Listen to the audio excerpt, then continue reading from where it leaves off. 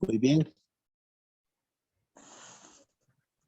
Pónganle de acuerdo, porque seguro les ha salido un mensaje de que se está grabando.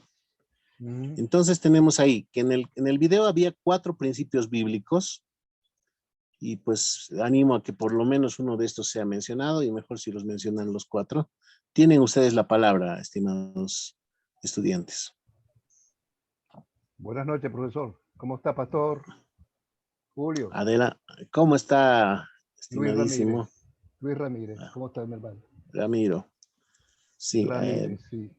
Sí, Luis bueno, Ramírez. No, sí. Bueno, no, voy a ayudar acá a responder por lo menos, de los 4, por lo menos 2, para que los otros compañeros también tengan puedan oportunidad. participar. Muy bien. Claro, claro. Vamos a Le buscar agradezco su Efesios. solidaridad. Sí, ¿Ya, vamos a Efesios? buscar Efesios 4:11, sí, creo que ahí, donde dice que el mismo Cristo constituyó a uno apóstoles, otros los hizo profetas, a otros los hizo evangelistas, pastores y maestros. Entonces, Pablo habla pues de aquí de los líderes, que Jesús provee obrero para su iglesia.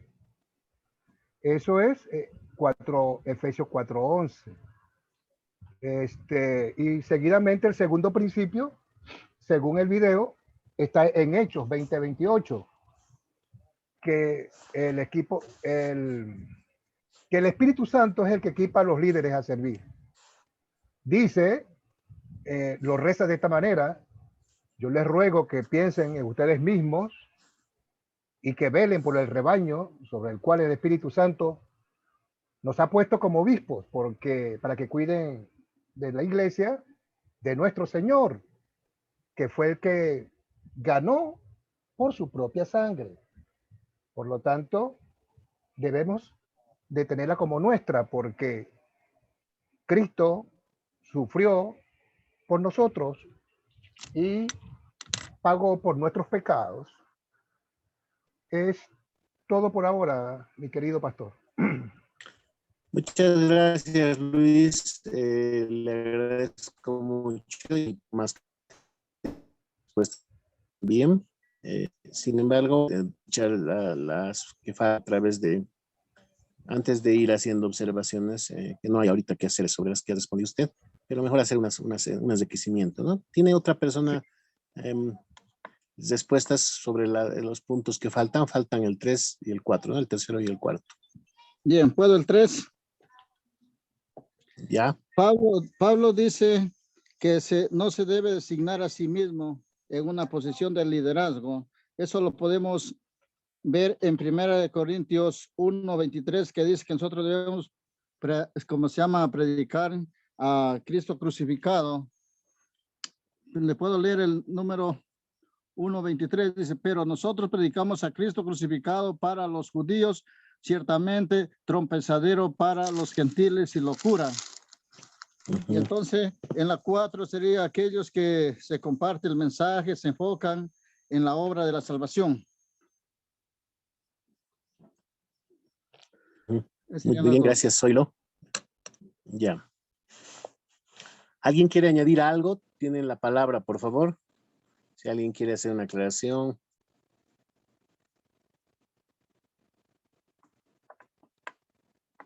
Bien, no hay, entonces yo voy a ir haciendo unas aclaraciones, ¿no? O mediante unas preguntas vamos a ir ubicando. Lo primero que mencionó Luis fue el asunto de Efesios 4:11. Este es un versículo clave. Nosotros en la teología, porque ustedes saben, la teología no es nueva, es antiquísima. La teología es la actividad de pensar en lo que dice la Biblia, ¿no? Cuando leemos, nuestro corazón pues medita en esas cosas. La palabra de Dios usa la palabra hebrea que significa meditar, quiere decir como una oveja está mascando el pasto, ¿no? Está rumiando. Entonces nosotros con la palabra de Dios la rumiamos, ¿no? Y a ese acto de rumiar, no le vamos a decir rumiar, le llamamos teología, ¿no? Que es adquirir el conocimiento de Dios. Es una práctica, no del teólogo, ¿no? Entonces, el conjunto de esa reflexión, llamamos teología, y tiene que estar sujeta a la palabra de Dios. Entonces, dentro de eso, a veces cuando decimos este es un punto de la doctrina, un artículo de la doctrina, decimos, pues, ¿dónde está? ¿En qué parte de la Biblia está? Y está en algún lugar. A ese lugar le llamamos el sedes doctrinae, o sea, la casa, el domicilio donde está esa doctrina. Y esto de los dones de ministerio lo encontramos, bueno, hay varios, pero uno importante es Efesios 4:11, donde la misma palabra de Dios nos dice que es Cristo el que constituyó. O sea, Cristo es el que busca a sus obreros, Cristo es el que los nombra, Cristo es el que los llama. Y acá menciona unos cuantos, ¿no? ¿Cuántos creen ustedes que se mencionan en 4:11? ¿Se mencionan 5 ministerios o 4 ministerios? ¿Qué piensan ustedes?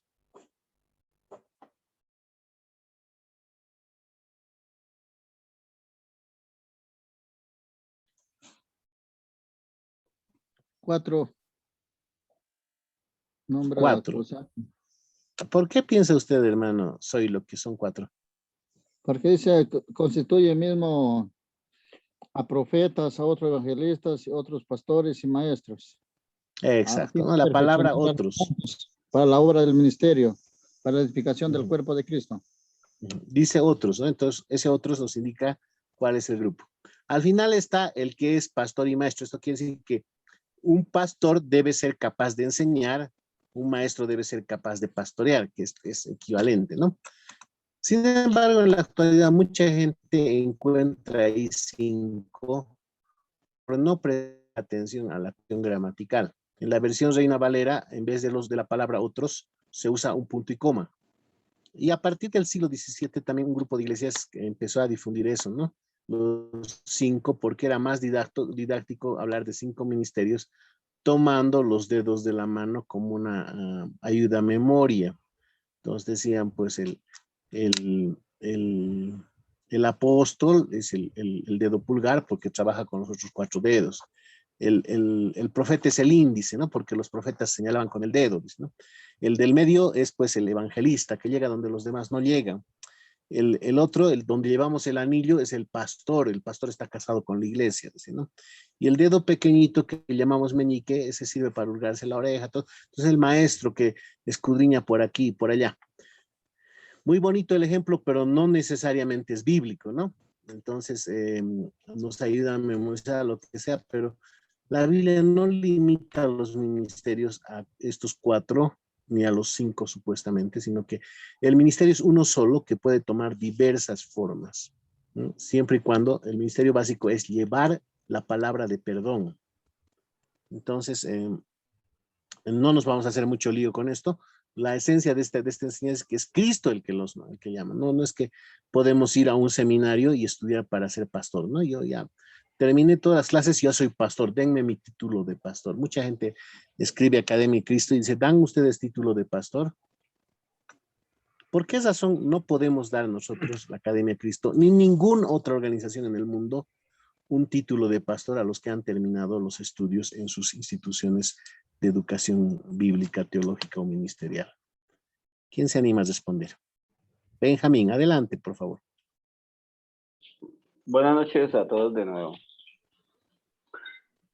Porque el que lo elige es la congregación, obviamente por inspiración divina. Entonces, es la congregación. No necesitamos que la congregación entre en un trance, ¿no? Dios pone en el corazón de los miembros, pues, a quién van a llamar, ¿no? En función a los tiene la palabra de Dios, ¿no? Va a ser que nuestra congregación un día pronto todos se levantan y dicen, bueno, fulano va a ser el pastor si no cumple las condiciones puestas en la escritura, ¿no? Entonces, es la congregación bajo la autoridad de la palabra de Dios. Esa congregación puede llamar a un creyente que jamás fue a un seminario. ¿Ustedes recuerdan dónde comenzó la reforma?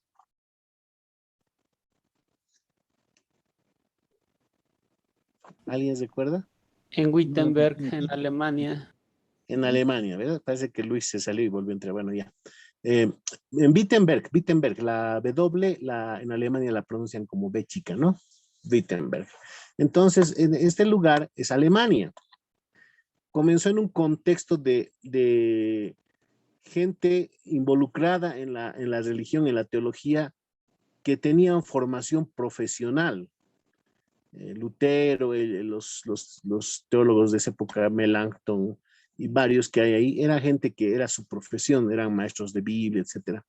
Pero los que llevaron a cabo la reforma en realidad fueron los príncipes de Alemania, o sea, unos laicos que eran personas cultas, pero no podríamos decir que eran expertos en teología, ¿no? Sin embargo, eso le dio algo profesional al movimiento de reforma, y por muchos siglos se destacó que los pastores, los ministros de la Iglesia Evangélica, eran más capacitados teológicamente que los católicos, que no conocían la Biblia para nada. Hoy está cambiando el panorama, ¿no? La Iglesia Católica está capacitando hasta sus laicos, de tal manera que hacen debates donde invitan a un pastor y el laico lo revuelca, ¿no? Al pastor. Pero en el pasado era al revés, ¿no? El laico podía desafiar al mismo papa y le vencía en Biblia. Sin embargo, la Biblia no nos dice que deba ser así un pastor, ¿no? En Corea, por ejemplo, el requisito para ser pastor de la iglesia presbiteriana es que usted tenga su licenciatura en teología, que tenga su masterado en alguna cosa relacionada con la teología y que tenga su doctorado. Y recién lo pueden contratar como pastor, lo pueden llamar al pastorado. Entonces, esa idea en Alemania quedó, ¿no? En Alemania no se los llama pastores a los que tienen estudios, o sea, solo se llama al pastorado a personas que han hecho estudios teológicos casi por 12 años. Pero en el norte de Europa, que fue donde corrió por primera vez la reforma, ¿no? Se evita llamar a los que tienen estudios teológicos. ¿Ustedes se imaginan por qué? Es más, prefieren que no tenga ningún estudio teológico para llamarlo al pastorado. ¿Alguien se imagina por qué? Bueno, les voy a comentar. Porque en esos lugares, el gobierno de ese país era de la misma, de la fe evangélica, ¿no? Entonces, el gobierno pagaba el sueldo de los pastores y les pagaba también a los estudiantes sus estudios en el seminario. Pues sí, y la falsa doctrina se metió al seminario, Satanás se metió al seminario y empezó a enseñar contra la palabra de Dios. Y esa gente que iba a estudiar para ser pastor, a ser candidatos al pastorado, resulta que salían pues envenenando a las iglesias, ¿no? Entonces las iglesias en precaución no contratan a los teólogos. Así que cuando dicen pastor, digamos, dicen pastor luterano dijo que el aborto está bien, habrá que averiguar si primero es pastor o solamente es una persona que hizo estudios teológicos, ¿no? O dice el ministro. Entonces el periodismo, sabiendo esas diferencias, trata de confundir porque saben que van a afectar a la gente, ¿no? En su opinión. Entonces vamos a tener claro esto. Una cosa es que una congregación uno lo llame para ser pastor y otra cosa muy diferente es que alguien estudie las materias que le ayudarán en su ministerio. En este momento ustedes están estudiando esas cosas y sus congregaciones podrían llamarles o no llamarles a ser pastores. Pero podría que no estudien nada, igual su congregación puede llamarle o no puede llamarle. Y no es más pastor o menos pastor. Lo que le hace pastor es el llamado. Y no solo pastor, ¿no? Sino el llamado puede ser cualquier llamado que le dé de maestro, de algo, ¿no? Se salió Luis, lo voy a volver a centrar. Entonces, este es lo importante a tomar en cuenta en este punto acerca del llamado. En el segundo punto tenemos que el Espíritu Santo es el que equipa a los líderes. Bueno, muchas veces el Espíritu Santo equipa a alguien antes de que tenga ese don, esa actividad, pero, o sea, digamos que usted, la congregación le llama a ser pastor y usted no sabe nada de ser pastor, pero mientras está trabajando, el Señor equipa. O por el contrario, puede equiparle antes, ¿no? Pero eso lo hace el Espíritu Santo, así que no lo hace la institución académica, que sí, las instituciones académicas ayudan mucho en muchos aspectos, pero no son los que equipan con los dones. En el punto 3 es que nadie se designa a sí mismo como pastor. Ese es el gran error de gente que un día se despertó, dice, yo he tenido un sueño, Dios me ha revelado una visión, y la gente le cree, ¿no? Y lo acepta. No. La única manera es que sea una congregación establecida quien llame a esa persona. Puede suceder que un creyente empiece en un lugar donde no hay una iglesia, en su propia casa, a recibir gente y enseñarle la palabra de Dios, pero ni aún así es su pastor. Hasta que ese grupo digan, bueno, mira, tú nos estás enseñando, nos gustaría que seas nuestro pastor o nuestro maestro, cualquiera que sea el ministerio al que le llaman. Voy a decir pastor porque es lo más conocido, ¿no? Pero ustedes entiendan que eso puede cualquier otro ministerio que dedica a difundir la palabra de Dios. Y el cuarto punto, ¿no? ¿Cuál es el centro, el enfoque de este ministerio? Que es el ministerio de la palabra. Es en Cristo y en la obra de salvación. Es decir, que si un pastor está predicando sobre, vamos a ir en Venezuela, ¿no? Yo puedo estar ahí de pastor, bueno, sobre lo pecaminoso que es que el presidente de Venezuela sea presidente de ese país. No estoy sirviendo al Señor, estoy sirviendo a la política. Entonces, aquí el llamado al ministerio es hablar del pecado, hablar de las consecuencias de ese pecado, hablar de la solución. Y esa solución no es lo que el hombre hace, sino lo que Dios ha hecho. Pablo dijo, yo no quiero saber de nada, sino de Cristo y de este crucificado. Mucha gente, pues antes yo era pastor en una iglesia, en una congregación que tenía su templo con una cruz gigantesca, ¿no? Le habían puesto una cruz gigantesca en el frontis y otra en un lugar alto, ¿no? Entonces venían personas de otras iglesias y me decían, ¿por qué no baja esa cruz? Me decían, no, esa cruz nos desprestigia a los evangélicos. Cuando antiguamente todas las iglesias evangélicas han tenido una cruz, ¿no? ¿Por qué? Porque la cruz ofende. Pero Pablo decía, yo predico solo a Cristo crucificado. ¿Qué va a decir eso? La gente dice, Cristo no está muerto, Cristo está vivo. Todos lo sabemos, Cristo ha resucitado. No se refiere al hecho de tener una cruz o no tener una cruz, sino lo que pasó en esa cruz. Cristo no fue derrotado en esa cruz.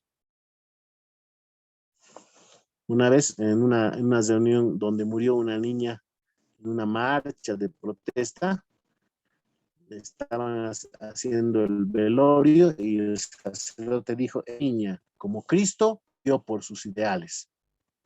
Cristo no murió por sus ideales, ese sacerdote estaba en la luna, no debía estar llamado ahí a predicar ahí. Cristo murió por nuestros pecados, eso dice la palabra, ¿no? Entonces, vamos a hablar de lo que dice que significó la cruz según la Biblia. Muy bien, vamos a avanzar.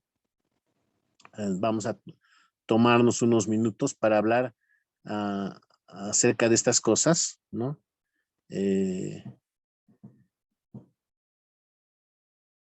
Teniendo una consideración de algunas preguntitas que las vamos a ver acá en el... Ya esto lo vimos, ¿se acuerdan? Lo hemos analizado. Y vamos a ver esto, ¿no? En el video de Multiplicando Iglesias se han mencionado 4 principios para iglesias visibles. El último fue que queremos que las iglesias llamen a hombres locales calificados para servir. Parece muy bien eso, ¿no? Suena bien. Pero, ¿cómo lo vamos a hacer? ¿Cómo vamos a hacer eso que nos dice?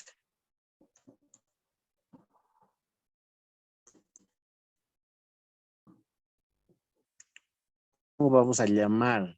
¿Cómo vamos a hacer que las iglesias llamen a hombres locales, que es de su mismo entorno, que estén calificados para servir? ¿Puedo, profesor? Adelante, por favor. Adelante. Es que tenía la mano levantada. Sí, bueno, Benjamín. Gracias. Voy a leer un resumen breve ¿Me lo permite, profesor, para responder su Sí, sí, pregunta? adelante, adelante, adelante. Amén. Bueno. El sacerdocio universal. Cada creyente puede acudir a Dios sin necesidad de un mediador, no quitando la importancia de los pastores. Es como estos son los encargados de administrar la palabra de Dios y los sacramentos. Los santos, o sea, los cristianos que creemos en Jesús y lo aceptamos como Salvador. No somos una clase superior de cristianos. Somos pecadores salvados por la gracia a través de la fe en Jesús. Todos los cristianos, todo cristiano es a la vez santo, o sea, justo, y es pecador al mismo tiempo. La doctrina del sacerdocio de todos los creyentes o sacerdocio universal tiene relación con el bautismo. Significa que todos los hombres y mujeres, que todos los hombres se convierten en ministros y sacerdotes de Dios, sirviendo durante toda su vida desde las actividades personales, trabajo, vocación y dones.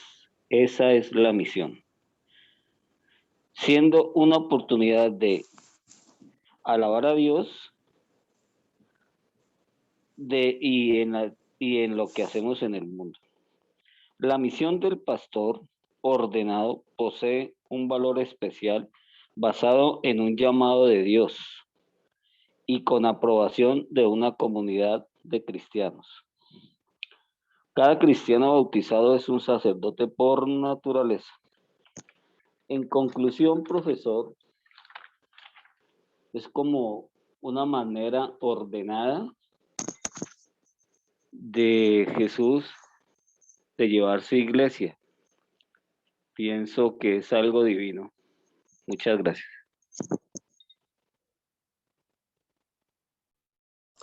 Muchas gracias, Benjamín. ¿Alguien quiere añadir algo? No sé, Benjamín, pues, no. Si alguien se anima, por favor, levante la mano.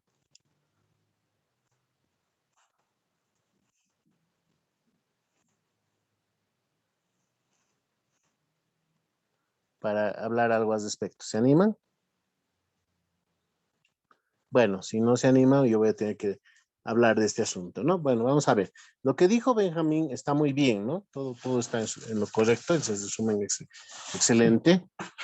Pero vamos a fijarnos que en el pasaje que teníamos acá adelante, 1 Timoteo 3, 1 al 12, el apóstol Pablo menciona algunas características de lo que debería ser alguien que es llamado al ministerio, ¿no? Y vamos a buscar seguramente todas las calificaciones que dice, si alguno desea obispado, buena obra desea, etcétera, ¿no? Antes de eso, vamos a definir qué es el obispado. A ver, tengo que pedirles a ustedes que me expliquen qué entendemos como la palabra obispado y obispo que encontramos en la Reina Valera y en otras traducciones de la Biblia.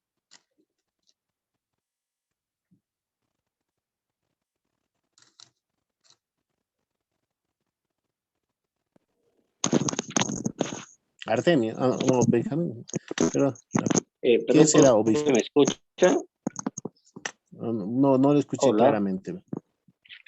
Ahora sí, a ver, adelante. No, es que gracias, es que se me cortó. Profesor, es que nosotros debimos leer Tito 1 y no recuerdo el otro capítulo. Uh-huh. Y ellos son muy similares en lo que exige Dios Sí. para el guía espiritual de la congregación. Básicamente esa es la respuesta, pero ese es un nivel que exige ya como a manera terrenal. Mi enfoque fue básicamente en lo espiritual y por eso mi respuesta fue tomada así. Ya. Gracias, hermano. Bueno, ¿alguien tiene una idea de qué significa la palabra obispo? No habiendo, la palabra obispo es un término de origen griego, ¿no? Episcopos. En griego las palabras tienen un significado muy exacto. Por ejemplo, la palabra epi quiere decir encima. Se usa en palabras como episodio, epitelio. Tafio. Tafio es una piedra que está encima, ¿no? Tafos es piedra. Epílogo, lo que está después del logo. Y scopos, en griego quiere decir mirar. Telescopio, microscopio, es cosas, ¿no? Entonces, episcopos es una persona que está mirando desde arriba, ¿no? Entonces es el pastor de ovejas, por ejemplo, mira a sus ovejitas desde arriba. Es la actividad de supervisar. Supervisar. Entonces, la palabra de Dios llama a los ministros públicos como supervisores. Lo que nosotros llamamos pastor en la Biblia es llamado obispo, pero en la actualidad la Iglesia Católica le ha dado otro cariz, ¿no? Obispo es un hombre que usa un traje impresionante, que anda lento con su bastón y que sale en los medios de comunicación y habla cuando hay una huelga, cuando cosas así. Entonces casi es un rey, ¿no? El obispo en la Iglesia Católica es casi un rey. Pero en la Iglesia bíblica, porque nosotros nos basamos en la Biblia, nosotros enseñamos la Biblia, no le aumentamos ni le quitamos. Un obispo es una persona que supervisa, obviamente a otros, que son a todos los creyentes, para que todos hagan la obra del ministerio. Entonces, el supervisor tiene que tener un poquito más de calificaciones que el resto de los otros ministros de Dios. Y acá en letras grandes lo hemos puesto en el PowerPoint, dice, 3 tipos de calificaciones vamos a querer buscar, ¿no ve? Primero, conocimiento. Habilidad y carácter. Sí, alguien está hablando por ahí, yo escucho una voz muy bajita. Ya. Conocimiento, habilidades y carácter. ¿Qué queremos decir con conocimiento?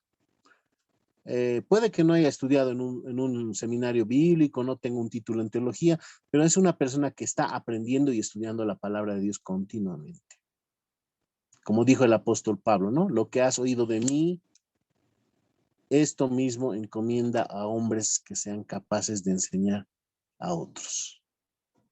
Es una persona que aprende y enseña lo aprendido. 8, el Señor Jesucristo ha contado una parábola sobre el peligro de no retener el conocimiento. Y en la misma Biblia dice, retenedor de la palabra tal como ha sido predicada. Es una persona que no es como cualquier otra persona, que hay gente que le gusta conocer todo, ¿no? Entra a la internet, averigua de todo, les dicen lo sabe todo, no puede nada. No, es una persona que conoce con convicción, es decir, deliberadamente aprende, deliberadamente retiene esa enseñanza y deliberadamente la transmite a otra persona. Y requiere habilidades, ¿no? O sea, habilidades que en un pastor, ¿qué habilidades vamos a ver? Tiene que ser hábil de conducir a la congregación, hábil en organizar, hábil en supervisar, hábil en apaciguar, pacificar. Una persona que tiene pues esta capacidad, obviamente,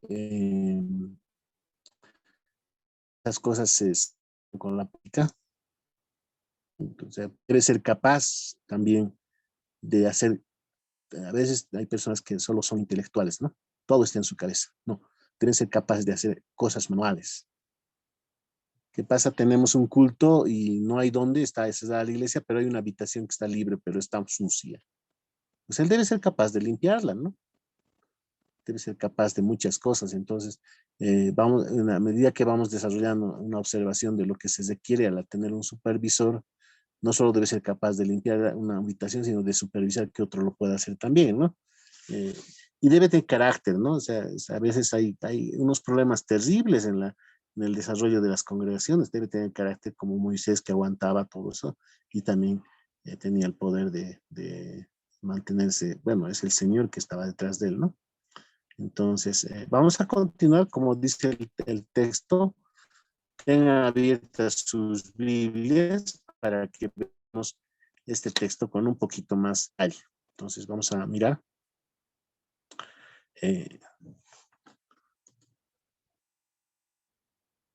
De principio, la notificación me parece no la alcancé a ver. Ya. Usamos la palabra líder. usamos la palabra líder para hablar de los que están en el ministerio público. ¿Qué queremos decir con un líder? Es diferente de un jefe líder. El jefe solo manda, ¿no? Hermanos, vamos a ir a predicar. Vengan, tomen sus Biblias. Es el jefe. El líder es el primero que va. Y la gente le sigue porque es alguien confiable. Es alguien que es ejemplo. El jefe no necesita ser ejemplo, simplemente manda. El líder necesita ser un ejemplo porque la gente le sigue, porque él es un líder, un jefe dice, vamos a limpiar este cuarto. El líder comienza a limpiar. La persona que tiene una vida escandalosa, ¿podrá tener esta característica de líder? No, porque va a ser tropiezo al evangelio.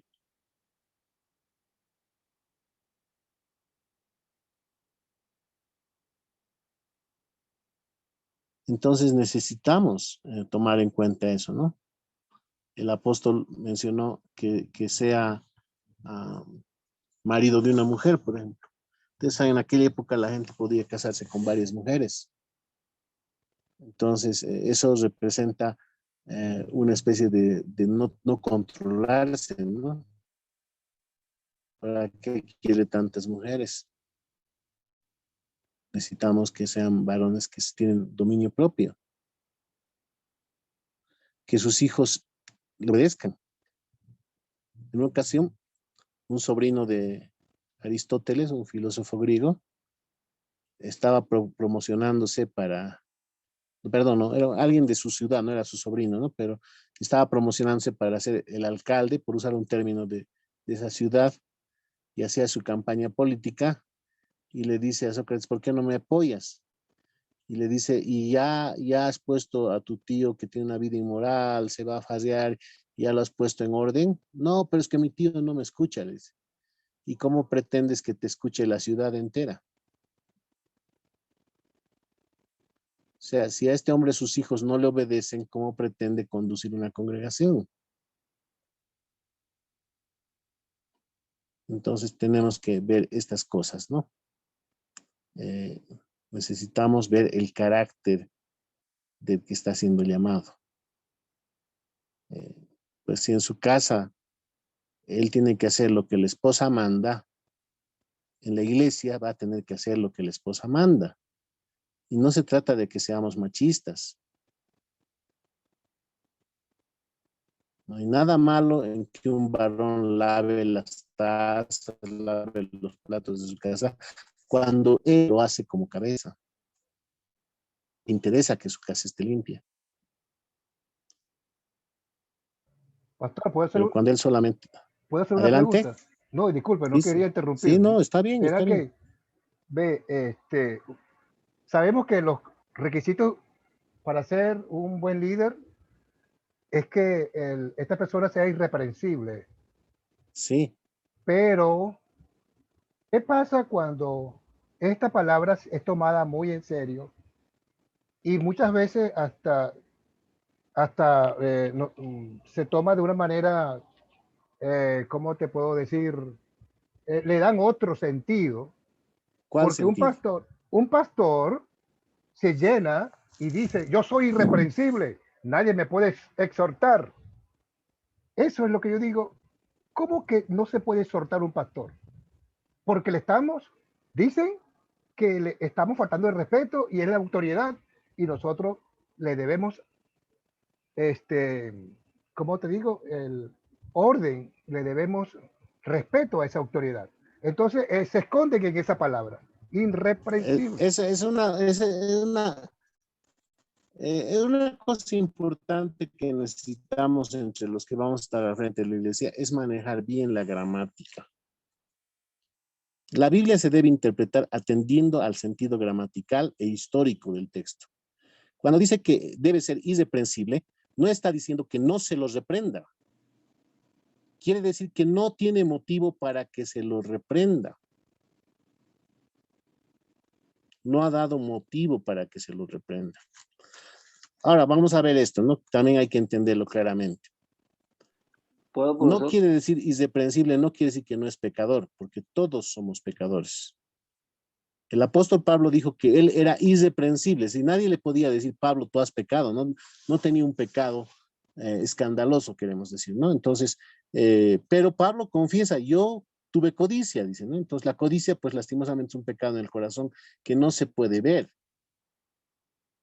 ¿no? Entonces, en ese sentido, Pablo era irreprensible. ¿Qué quiere decir? Que aunque todos somos pecadores, los líderes de la iglesia también son pecadores, pero no permiten que su pecado manche el ministerio. O sea, por decirle, está apurado para ir a ver a un miembro en el hospital y resulta que la policía ha bloqueado la vía de Impala. En mi país, por ejemplo, eso sucede, ¿no? Hacen bloqueos, hacen cualquier cosa y viene el policía de tránsito y busca cualquier pretexto para exaccionar al conductor. En mi país le llaman Zacarías dinero, quiere decir, ¿no? Zacarías plata. Entonces ya le están esperando con un poquito de dinero para que el policía deje pasar al vehículo.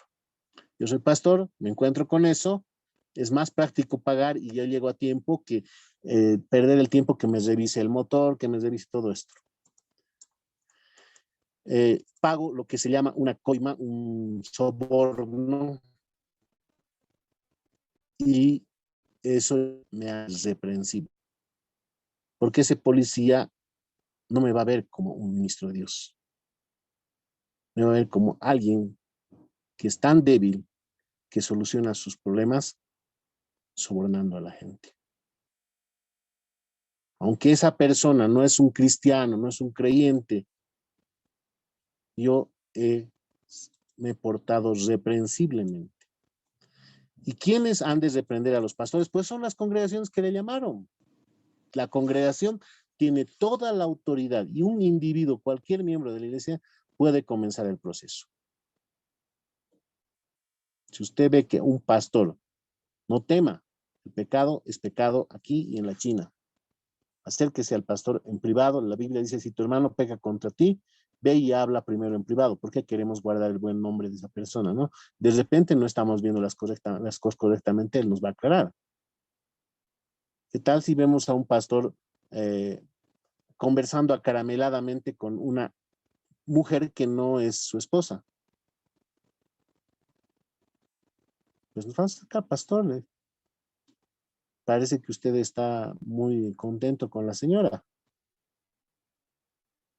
Entonces, algunos dirán, tal vez es una equivocación, pero si es evidente, él dirá, pues perdóname.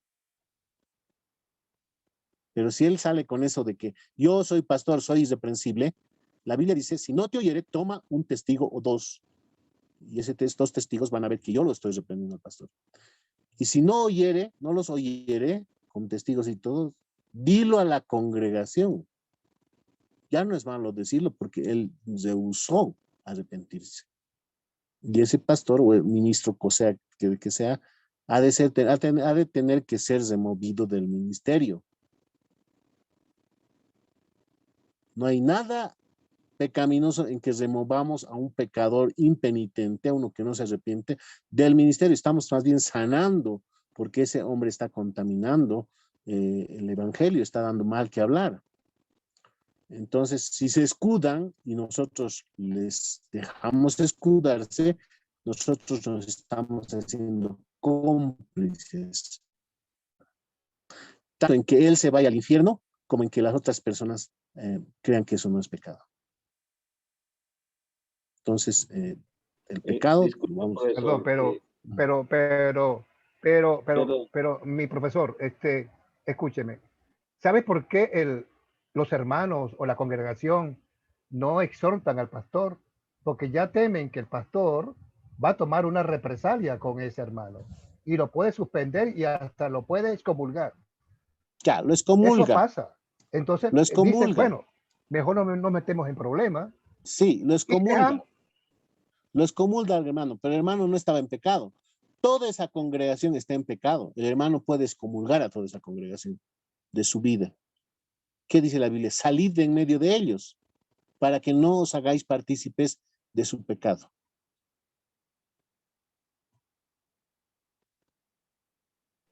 Qué pena A interrumpir, ver, profesor. ¿Puedo decir Benjamín, algo? Hace adelante, por rato favor. tengo la mano alzada. Gracias. Bueno, hay algo muy importante y es la gratitud. Teniendo en cuenta que tratamos o intentamos, capacitados por el Espíritu Santo, de obedecer los mandamientos. Y la gratitud está basada en nuestra buena relación con Dios. ¿Qué trato de decir? Hace poco, bueno, alguien me dijo viejo y con la palabra fuerte, ¿no? Pero la Biblia me ofreció una respuesta muy importante y en ese momento, pues, Dios me iluminó y acudía a 2 Corintios, versículo 4:16. En cortas palabras dice que viejo el cuerpo, pero el espíritu está vivo. ¿Qué me refiero con todo esto? Que nosotros debemos recibir el llamado de atención con amor para poderlo corregir, como de igual manera estamos enseñando. Entonces pienso que si nuestra relación con Dios no es buena, es donde se da ese resultado, porque en el momento del llamado, pues nuestra relación con Dios estaba bien y por eso la congregación lo hizo, ¿no? Entonces ahí tocaría es buscar en qué estaríamos fallando, inclusive la congregación. Por eso es que usted dice que toda la congregación está en pecado y la solución es de la congregación con su líder. La tienen que buscar entre ellos. Bueno, supongo que es eso y tengo la certeza que lo es. Bueno, Benjamín, no siempre las congregaciones llaman a una persona que tenga buena relación con Dios. Nosotros, los seres humanos, no podemos conocer el corazón de nadie. Se llama a alguien al ministerio porque vimos lo externo y le llamamos de buena fe. Ahora, cuando esta persona empieza a pecar, o sea, ya se relajó al estar en el ministerio, se relajó y sale a la luz su pecado, nuestra responsabilidad es remover a tal persona. Ahora, la congregación, como bien dijo el hermano, está de miedo, ¿no? La congregación de miedo, porque esa congregación no está siendo enseñada en la palabra de Dios, sino en la opinión del ser humano. Jesús dijo de los fariseos, no les teman porque sus doctrinas son enseñanzas inventadas por hombres. No vamos a temer a ninguno que se diga pastor y que no esté arrepentido. El arrepentimiento no es que un día uno se arrepintió, no, el arrepentimiento es de cada día. Es una vida de arrepentimiento que se manifiesta en frutos de arrepentimiento. Podemos nosotros juzgar el fruto de arrepentimiento, no el pecado. No, iglesia no está llamada para castigar el pecado. No, una iglesia no debe castigar el pecado, pero sí ha de reprender el pecado y si se arrepiente, le va a perdonar el pecado. Un pastor que cometió adulterio, pues no sé, cada congregación sabrá cómo le perdona o no le perdona, si está realmente arrepentido. La Biblia nos manda a perdonar al que está arrepentido, pero no nos manda a seguir confiando en ese pastor. Si quieren confiar en la congregación, le puede volver a confiar, ¿no? Pero si la congregación no quiere confiar, pues no confía, porque la confianza no es algo que se regala. Cada congregación decidirá qué hace con el siervo que cayó en pecado, pero lo importante acá es que no estamos buscando castigarle a este hombre, sino estamos buscando su arrepentimiento porque no queremos que se pierda y como él está a cargo de la predicación de la palabra, puede arrastrar a otros a perderse, entonces es algo muy serio, ¿no?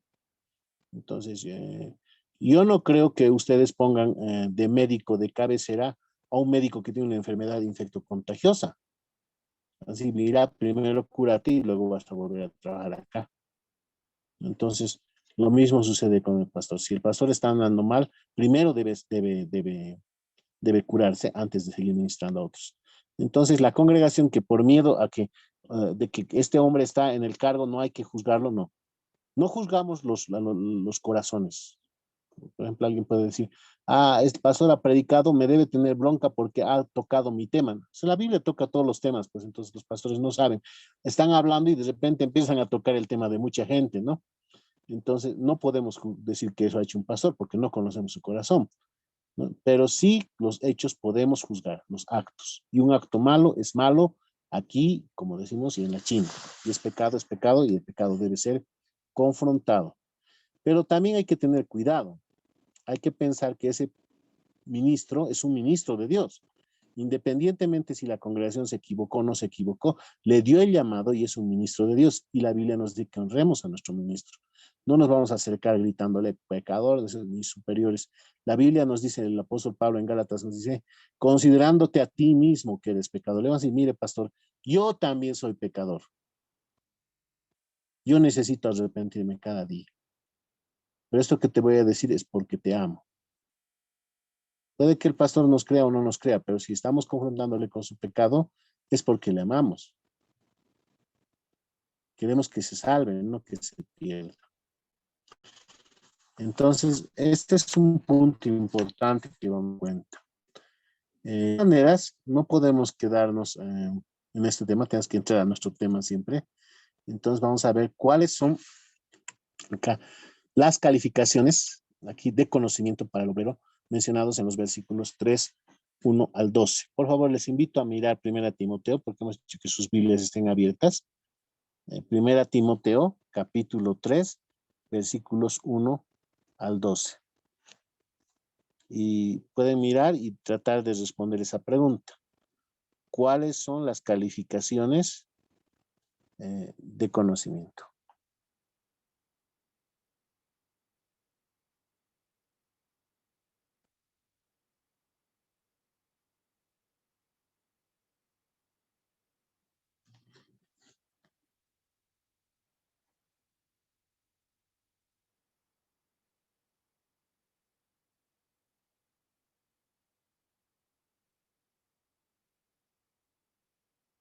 A ver, ¿qué nos dice Lester?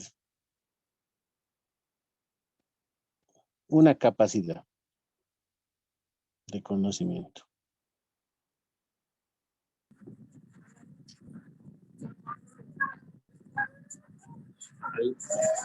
¿Se escucha? ¿Aló? Sí, adelante, Lester. Sí, adelante. Se escucha cortado. Entonces dice,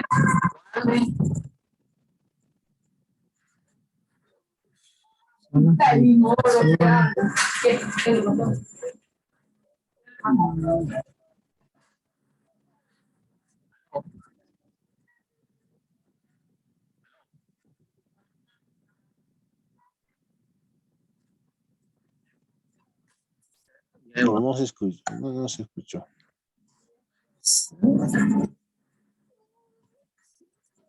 se puede. Ya, no se escucha. Gracias, Lester, por el intento. ¿Alguien quiere hacer otro intento? Se debe guardar el El ministerio. 1, 2, no.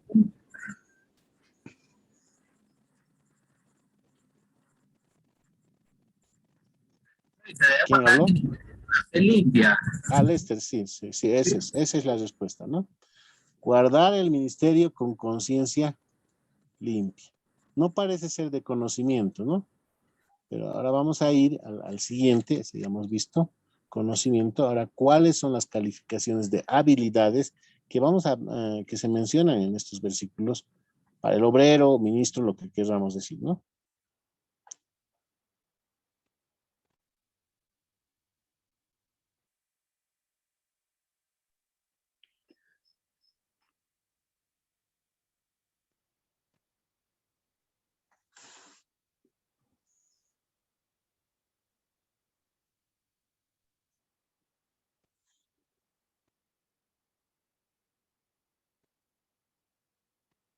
¿Quién se anima?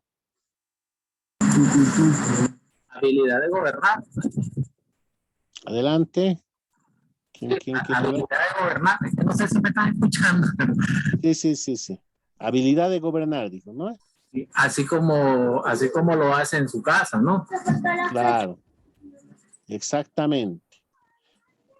Sí. Pero también vamos a encontrar que hay la habilidad, otra habilidad más, Enseñar. ¿no? Gobernar es una. Y la de ¿Otra cuál enseñar será? también. Enseñar también. Muy bien. Y ahora vamos a ver la última, que es carácter. ¿Cuáles eran las características de carácter para un líder?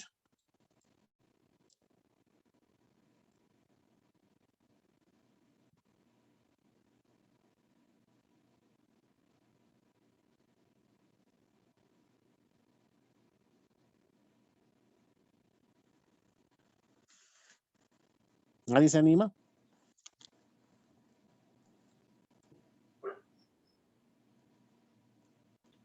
A ver, ¿qué Bien. dice? Podría ser Adelante. la palabra, por ejemplo, como se llama en la palabra para explicar a las personas sobre el evangelio, y también se puede señalar cuando, como se llama, hablan mal del evangelio, también sirve como piedra de tropiezo que ponen cuando están tratando de hacer algo contra el evangelio. ¿Se podría hacer también o no? Sí, no se preocupe, no, tienes razón, ¿no? Bueno, hemos visto estas cosas, ¿no? Entonces, esas cosas vamos a querer como iglesia tener en cuenta antes de hacer un llamado. Ahora, en algunas iglesias el llamado es algo muy formal, ¿no? Lo llaman al hermano, hacen un pequeño acto donde se lo llama públicamente, donde se le pregunta, ¿usted está dispuesto a servir en esta iglesia con estos dones? Y a la congregación se le pregunta, ¿ustedes están dispuestos en apoyar a este hermano como ministro de la palabra de Dios? Puede ser así. Puede ser que también el llamado consista en que el pastor va donde un hermano y le dice, hermano, usted me tiene que ayudar como ser maestro de escuela dominical. No es tan formal, ¿no? No importa, ese es un acto exterior. El llamado es simplemente designar a una persona para una tarea a nombre del pastor, llamar, porque él fue llamado para eso, ¿no? El pastor es llamado para poner el personal, digamos, ¿no? Eso, bueno, tiene varias responsabilidades y una de esas puede ser eso, ¿no? Que el personal que le va a apoyar. Entonces, independiente de si es formal o informal, el llamado es el llamado. Quiere decir que hay un momento claro en que a esa persona se le dice, estás autorizado para servir en esta área. Ese llamado puede venir de un pastor, de un presidente, que tenga las facultades por haber sido llamado para eso. Pero al fin de cuentas, la autoridad más alta en esto es la iglesia, la congregación en la cual están sirviendo. Vamos a pasar a un pensamiento para concluir que se encuentra en Isaías,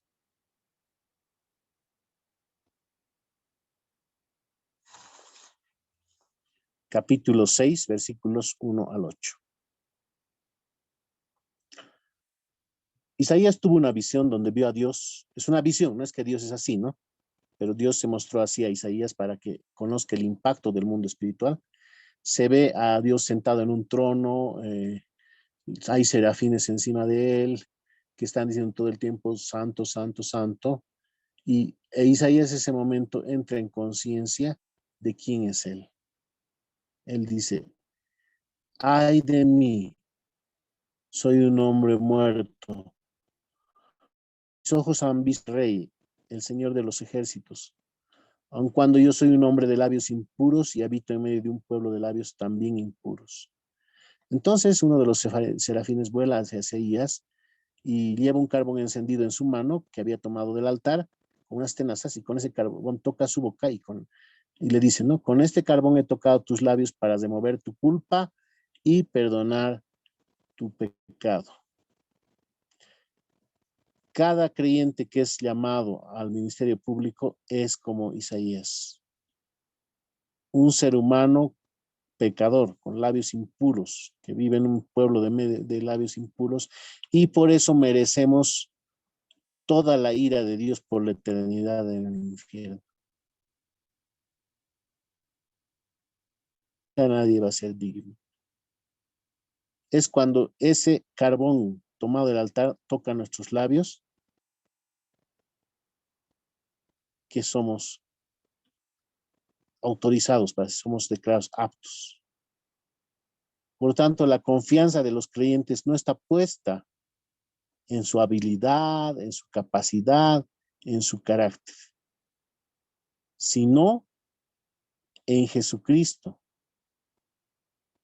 que nos declara no culpables y nos llama a servirle, aunque simplemente somos vasos de barro.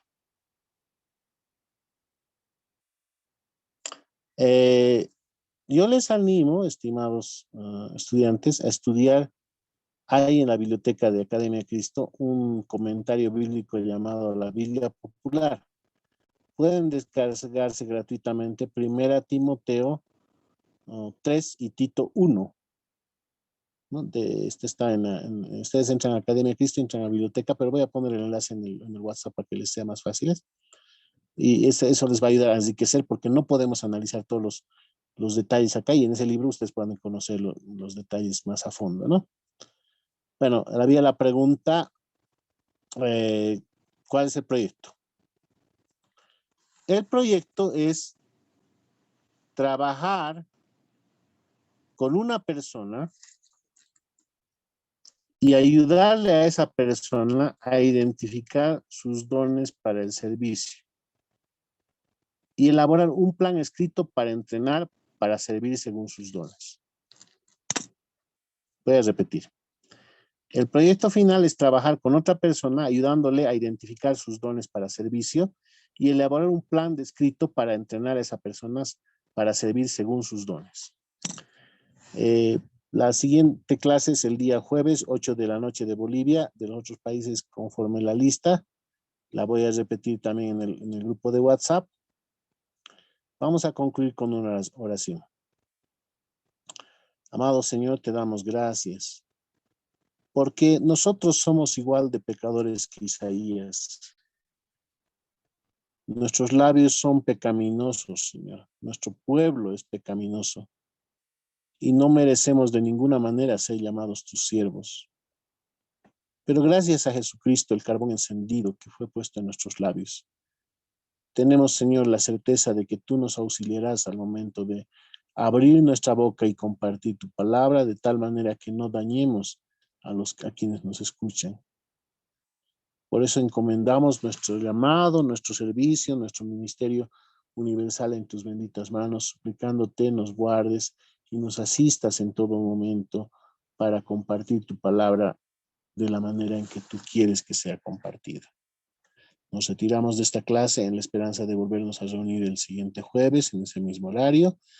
Hasta mientras, Señor, en tus manos estamos, en el bendito nombre de Jesucristo, tu Hijo, nuestro doble sustituto y Salvador. Amén. Bien, podemos despedirnos. Vamos a dar tal vez en un orden. Zoilo, por favor, ¿usted puede despedirse?